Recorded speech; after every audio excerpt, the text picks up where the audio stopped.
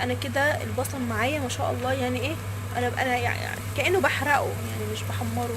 ليه بقى عايزاه بني جدا؟ لانه بيخلي الرز ما شاء الله جميل، اللون الغامق.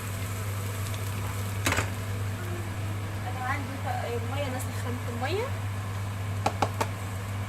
هنزل بشويه ميه كده على البصل عشان يستوي شويه.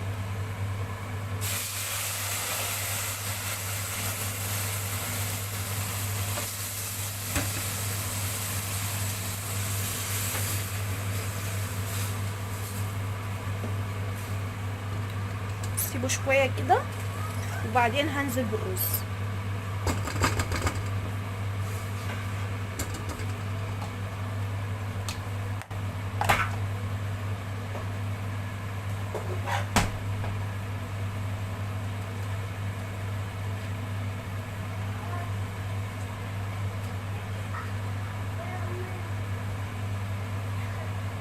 ما شاء الله ريحه البصل جميله جدا.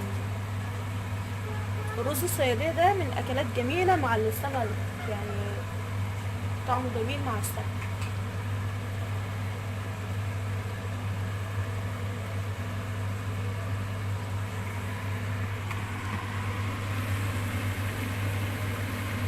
افضل اسيبه كده شويه لما يتشرب الميه بتاعته البصل، والاقيه يعني عشان ما ياخدش وقت كده في التسويه.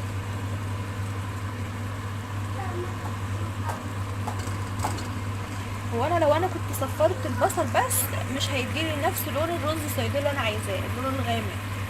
هيبقى الرز بتاعي فاتح مش غامق. فكل ما اغمق البصله كل ما يديني الرز اغمق.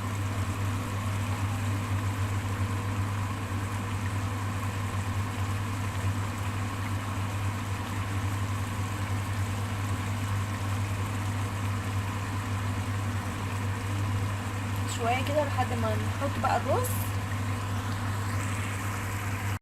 انا كده عندي الميه، البصل شرب الميه واستوى.